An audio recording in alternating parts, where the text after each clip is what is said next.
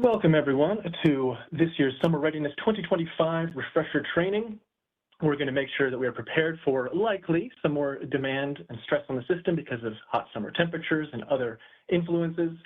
For this training, we'll go through obviously some slides, and this recording as well as those slides will be available in kaiso.com. We'll upload those as soon as we can.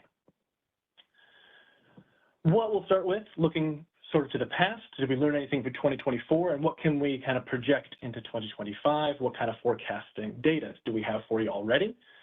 We'll walk through and make sure we see all the steps of the KAISO emergency playbook, what we're going to follow and operational procedures to make sure we keep that grid reliable.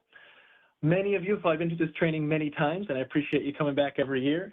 For those of you who are here for the first time, I'm going to present at that level to make sure that everybody is on the same page.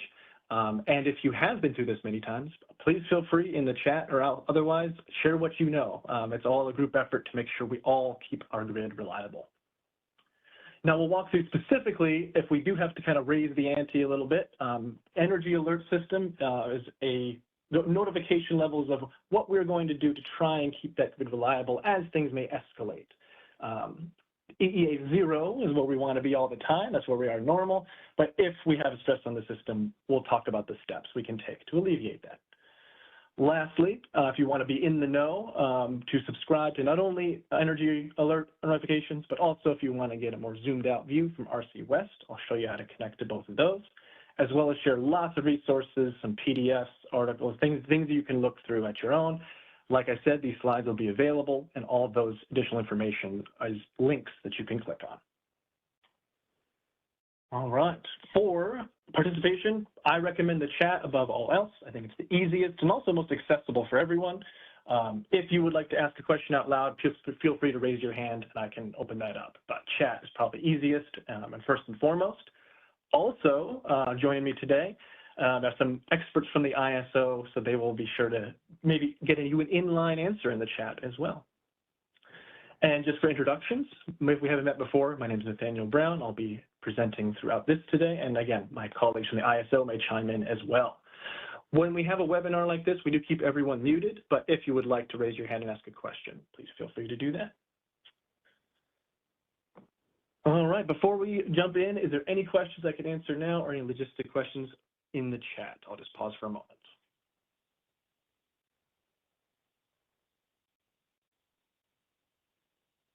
All righty, let's get this show on the road. To look back in 2024, we'll have some statistics generally for you here, and I won't read them all to you, but you can kind of see we hit some new records last year. One for solar peak, almost 20,000 megawatts. So that's probably going to be something that will help us support this year, as well as peak demand we did see from served by renewables. We're able to cover that with a renewables resource. Very helpful when we can basically manage demand a little more. That's an effective strategy, seems to be working. 51.8%. Now, one thing I highly recommend, and I'll share with this in the chat as well. This is a PDF link to the Summer Loads and Readiness Resources Assessment. I'll put this in the chat so you all can have that open in a tab as well. Long document with lots of detailed information, what we can expect as far as summer supply and demand conditions. I'd like to read you two specific quotations from this to give you a general sense, but I put it in the chat again if you want to read on your own. Firstly, analysis indicates that there are sufficient resources to meet a wide range of system conditions in load, solar, wind generation, and generation resource outages. So looking good so far. As far as weather goes, the weather outlook for the months of June through August show the probability of above normal temperatures across the West, with the highest probabilistic chances across the Intermountain West and slightly lower chances of above normal temperatures in coastal regions. This first half of the summer could have higher magnitude of above normal temperatures, but forecasts also show an increase of above normal temperatures across the West in August and September 2025. So, sounds like it's going to be hotter, and there are lots of things you'll see in later slides. We're going to prepare for that probabilistic above average temperature. Now, what we'll dive into first, a general overview of what we will do if we see a heat event, as we might have with temperatures. There might be some kind of other thing like maybe a fire or some kind of other way to affect the grid. what we try and do, just like the Weather Service, right? We usually have a 7-day outlook like this, where someone will be, usually behind a green screen and say, well, out in California, they're going to have some warm weather tomorrow, high winds, and some very overpriced real estate. We want to have that same kind of forecasted forward look, not just for ourselves, but for all of you. So what I'm going to show you here, this is just a screenshot. I'm going to show you live where you can find this today's outlook information. If you've never been before, you can just go to kaiso.com, scroll down just a little bit, and there is an option here for today's outlook, this blue button here. Lots of data, interactive information, very helpful in lots of different ways, but I want to talk about this specific one right here, 7-day resource adequacy trend. Now, that screenshot I had before was static, but this is actually a live interactive tool, which is really helpful for data trends. And as you see, it looks like on June 1st, we're going to have an uptick. This data is actually very valuable. You can not only toggle on and off, but you can also download this to CSV. You can have a whole lot of ways to interact with this data. It can be a helpful way to look ahead, that 7-day forecast. So specifically, I want to highlight this one here. Let me turn this off for a moment. This is the day ahead forecast, so you can actually hopefully see 1 day ahead. This is what we would project. This is a valuable place to start. Also, if you want to toggle this one, our total RA capacity, basically the green being total capacity available, purple being if we cut out solar and wind, if we have that as a net capacity. So these tools combined, you may be able to find some more information to see, not necessarily see into the future, that's impossible, but get as close as we can in that 7-day outlook. So we can implement as many strategies beforehand. The last resort, which we'll talk about later, is shedding load. We never want to have to get to that point. So this data may help you in the future. When we start that 7-day outlook, we're monitoring lots of different places. We're looking at resource adequacy, yes. We're looking at system conditions. What weather data do we have? Any other potential grid impacts? And we can essentially be more in the planning phase. We can start things up at a longer time frame than more immediate steps, which we'll get to in a moment. So what we may be doing is coordinating with utilities, scheduling coordinators like yourselves. We may be reaching out to other balancing authority areas and their balancing authorities across whatever, either ELRP board, RC West, whoever we need to talk to. We need to talk to the governor's office about activating other resources.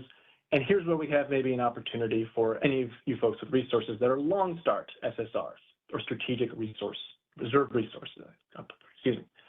These sometimes take days to start up. We want to have as much advance notice as possible. Now, the third item there, Department of Energy 202C, not many examples, but basically they are ways to have orders on behalf of the Department of Energy to keep some resources on, or for example, last October, I believe it was, 2024, this was during Hurricane Milton. So in Florida, there was an order issued to keep certain units at low load. That's really where we need to go for Department of Energy interventions there. Lots of communication as well. So you will hear from us on many, many different channels. I think in marketing, they call this omni-channel. This could be if you have the mobile app, the market notification system, emails, social media, wherever you get your information. We're going to use as many of those channels as possible. And like I said, at the end, I'll show you how to subscribe to many of those specific to energy like this. Now, as we get closer in time, we have a little more information. We can never see perfectly into the future, but we have a little more data. So whatever those potential or actual system conditions are, we'll keep looking. Do we have enough resource adequacy? What is the weather going to be like? Like we saw earlier on the chart, looks like in start of June, it's officially summer. It's going to kick up in temperatures. So we may have other folks involved, water agencies, for example. We have the same options as far as actions to go forward. We just have a little more data and may be able to get a head start. Same way to communicate, obviously, different channels as well. Now, day ahead is where we really start to get a more precise view. And those are really the two time frames where, especially when we talk about energy alerts, the day ahead is where we start to, we start to not only get nervous, but we start to put a little more plans into action. So these, again, if we have an active weather event, if we have a fire, if we have something else, those grid conditions are much more immediate in the day ahead time frame. So once we get to the operating day, there may be a whole lot more actions that we can do. And we will communicate that, obviously, all these ways, but more specifically, we're going to talk through energy emergency alerts. Before I go into that, section. Just pause for a moment. Anything you would like to cover or questions about the CAISO emergency playbook? I'll pause for a moment.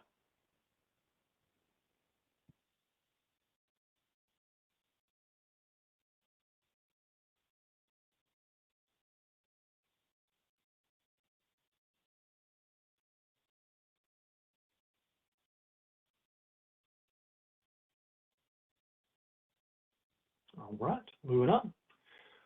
Now, here's an analogy. If you've ever been through Baker, California, you've driven through the high desert of California, you might have seen the world's tallest thermometer. Definitely worth taking a picture, getting out of the car for this one. The last time my dad and I went through it, it had 119 on that temperature. It gets hot out there. Now, the analogy I have here is as things start to heat up, both literally and figuratively, not specific to any temperature, but as we move up this from restricted maintenance operations to flex alerts to EEA watch to EEA1 to EEA2, the heat is on figuratively, and we need to try and decelerate and bring that emergency energy situation down. Now, we start in these varied levels. I'm going to walk through each one, but generally speaking, when we start with restricted maintenance operations, we're trying to maximize uptime. If we can reschedule that maintenance or that outage, we would like to. Maybe we see a heat wave coming. Maybe we have an active fire or some other kind of event. These would be reasons if we could. Let's delay that maintenance. Now, Flex Alert is specifically trying to get customers, incentivizing people to conserve their energy. Not turning anything off or throttling anything, but making sure if people can, turn off some TVs, turn off whatever it is that's available. We want to ask people to do that voluntarily. Now, as we move closer to that day ahead window, that's where we start to see, hey, we seem to have one or more hours of the day that we may be at a shortage. That's where we may use an EEA watch. We anticipate we do not have enough, and we would like to fill that gap before the operating day, if possible. Then, if it is in that real-time time frame, if we're in our operating day and one of those hours look like we may be short, EEA1 would be the energy alert you would see. If that escalates some further, EEA2, we're trying to now put in more load reduction programs. Is there anything else we can do before we have to shed load? Because EEA3 is that place we'd rather not have to go. Now, to be very clear, there are two steps for EEA3. There's the starting point where we're arming possible firm load interruption. That's EEA3 without the red. And then the second phase would be in EEA3, which actually is ordering outages, ordering firm load interruption. The first one is an awareness, be prepared for this, you might hear from us, and then EEA3 is giving the order, and they are mutually separate. So let's go through each one in a bit more detail. As usual, I do have another resource for you if you've never seen this before, a nice handy fact sheet that covers all of it. I'll drop this in the chat as well. This also has lots of helpful links if you want to learn more about Flex Alerts, for example, or the 4420 operating procedure, or even a link to get the ISO mobile app. Really helpful place on that PDF. So we're going to walk through each of these like I have here. And speaking of mobile app, I highly recommend it, whatever platform you're on, Google Play Store or App Store, you can toggle emergency notifications so you have them with you wherever you are. I think most of us have a phone device in our pocket these days. So this would be the quickest way to get access to that information. Oh, no, don't open that again. Let's go back. Here we go. So walking through each one, what we can expect is happening inside of our balancing authority area, what's needed as a next step, and what's that time frame. So we're starting restricted maintenance operations. Like I said, we're trying to maximize uptime. We see actual potential impacts to either transmission operation or balancing. So we ask that people reschedule planned work. Hopefully we can keep that equipment and resources online and in service if this somehow could threaten grid reliability. And hopefully we want to use as much notice as possible. Typically it's in advance, maybe day ahead. We want to have people get advance notice, obviously. For flex alerts, we do see a potential energy shortage or gas curtailment, could be an ongoing grid issue, like I said, fire, natural disaster. We could have uncertainty around temperature forecast. It could even be a big enough cloud, right? And a big enough cloud could cost us hundreds of megawatts. So what we are trying to do, again, is we're incentivizing the public, trying to raise awareness, offer and incentivize people to reduce that demand by voluntary means. We don't ever want to have to shed load, so we want to ask people to do it prior to that. Sometimes you'll see this day ahead. Sometimes you'll see this, like we talked about maybe around the EEA watch time frame. That's that day ahead time frame, we are forecasting that 1 or more hours will be deficient in energy. We want to fill that gap, if we can, in that day ahead time frame and go right back down to EA0. So what we're going to do basically is we project all generation is in use. We may have other resources bid into the market. We have incremental dispatch. And hopefully, if possible, we want to issue this again day ahead, typically by 3 o'clock Pacific time. If, though, we still have 1 or more hours energy deficient, the real-time forecast shows we're going to be short somewhere. That's when we might issue an EEA1. Once again, it shows we have all generation is in or projected to be in use. We are now going to likely implement load management programs. We, again, communicate on all of our channels, trying to give you many hours, hopefully, lead time on this. Now, EA2, pressure's on a little more. All available resources are are in use, and expected energy requirements will no longer be met. So we're still able to meet contingency reserve requirements, but that is running out. So load management procedures are likely already in effect. We're using as many tools in our toolbox to try and fix this. Like I said, more resources bidding into the market, more incremental dispatch, trying to reduce exports gradually, right? So keep what we have inside of our balancing authority area. We may call emergency assistance, anything that we can use to allow our system to be up rather than having to cut any part of it, which is what really EEA3 means. No one wants to have their power turned off, I think, obviously, but we never want to have any resources turned off unnecessarily. That's never the goal. This is, though, the last resort. And like I said, it's a two-step process. So the first step, preparing for rotating outages. This is an informational piece of it, or this is an information only. This is not an operational command. So we're at this point counting armed firm load as non-spin contingency reserves. We're unable to remain in that contingency reserve, so a firm load will be imminent if nothing changes. And the second piece of that, just as a highlight even more, this is not an operating instruction. This is not, if you see any EA3 system status, that is not a command. We will contact those UDC and MSS entities who are going to be part of the rotating outage. That's the second step. We don't want anybody to act unnecessarily. We will contact you directly because the actual ordering rotating power outages or firm load shedding, we, as you see kind of what's needed, receive firm load shed operating instructions via blast call. We will issue those commands within 10 minutes. And actually what happens is it's a rotating, the Latin for it is pro rata, but it's in proportion. Different entities share that burden of having to load shed. Now, the analogy in my head always is, in TV or movies where, they prepare the device and then they turn a key and then the little thing pops open and the red light turns on and someone's hovering their finger dramatically over that button. The first step is turning the key. That's EEA prepare. This actual pressing of the button, that would be an EEA3, ordering rotating power outages. So once again, if you see that first stage, no action is required yet. That's a preparation.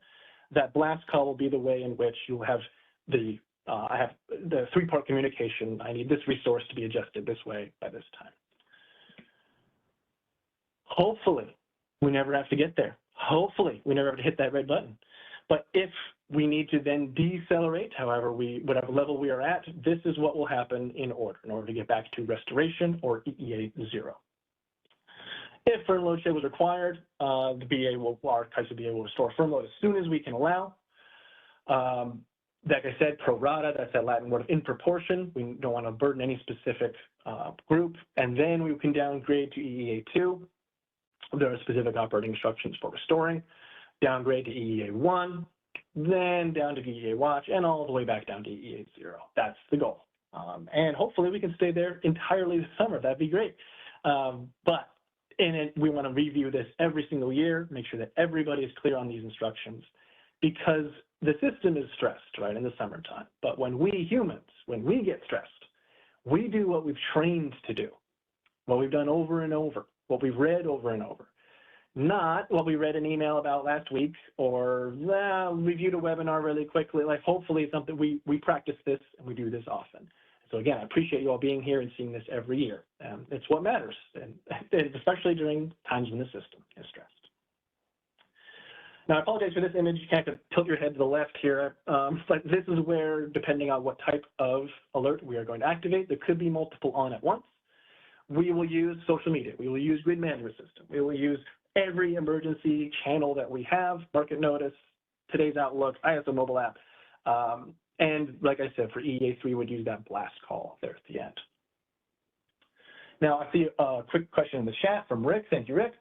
Will it be made available? Yes, absolutely. It will be made available for reference. We will have this available on kaiso.com, both the recording video, but also the slides. So you can click through and have those links for yourself. Now, a little bit of a demo here again. If you would like to subscribe, if you're not already, I'll send this link in the chat as well. This is in activating you for the emergency notifications. And it's real simple, first name, last name, email. If you ever, for some reason, need to unsubscribe, that's going to be right at the bottom of that email. So like any other email system, just click unsubscribe. Another item, if you would like, as an option, to kind of zoom out a little further to the RC West perspective, you can subscribe to those notifications as well, seeing if maybe any other bouncing authorities are experiencing summer stress in the same way. So those two, I highly recommend activating that right now if you're not already signed up. That's probably the most important emails to get. And like I said, you can unsubscribe if you need to from that section at the bottom. Now, to Rick's question about links and being able to reference this material, this is probably a very helpful page if you want to just have quick access to all of the relevant, whether it's ISO BA procedures, RC West procedures, even NERC standards, that three-part communication, for example, COM 002. All of these also, there's a great link here for operational procedures to look up any piece, not necessarily specific to summer readiness, but any operational procedure. These are all linked for your convenience. If I had to, in one slide, to sum up all of the things we would like to focus on this year, here they are in blue. Communication is key, especially for y'all and us. Scheduling coordinators and the ISO, we need to work together. We are commanding this situation and to make sure we always have adequate control of those resources. So secondly, any operating instructions, any operating procedure, any command issued within that time parameter, yes, in the tariff, but that is what keeps us efficient and keeps us from having to get to EEA3. This is not, I'll call you back later. You know, the more we can take care of these quickly, the better things get. Now, for outage cards, obviously as much detail as possible, especially when we think about restricted maintenance operations, we want to evaluate, is this something we could push out further rather than needing to do that right now. Now, lastly, or I guess last four, resource testing performance, especially for resources that may be called upon during these summer months, testing to make sure that they can set up safely, that they can spin up safely. That's very important. We channel the words of Bruce Lee, be ready, not tense, to respond to emergency notifications. Everybody, I think that I've witnessed, has a very calm hand. Nobody's hands shake in this industry. So we're ready for what's going to come this summer. What information you have in master file, making sure that's up to date so we can actively see what happens in your resource.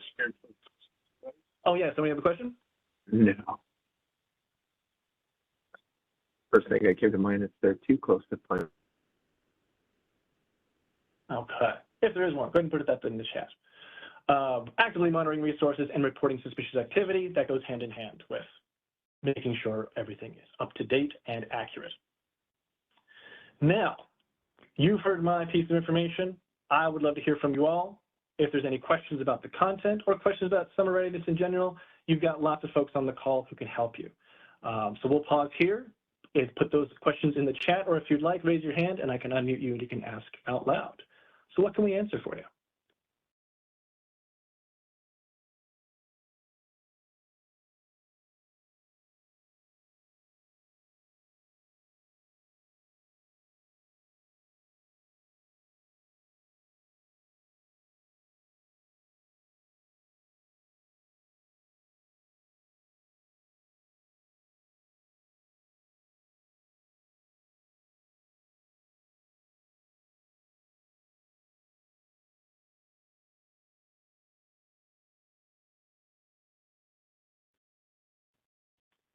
Well, as I'm still waiting, I want to comment on the maybe odd art that you see here. I had AI paint me a picture. I said, hey, what would it look like for summer readiness in the energy industry? And Oh, that was pretty interesting what it came up with, especially this futuristic, whatever this is, next to the A. Oh, that was pretty fun. And I'll tell you what, we will stay in the lobby here if y'all have any more questions, but we won't, if there are none at this point, we can answer those in kind. Thank you again for your attention. Thank you again for keeping our grid stable during these stressful summer months. I wish you all a cool and calm summer. We'll be posting these resources in just a day or two. Thanks again for being here. We'll see you next time.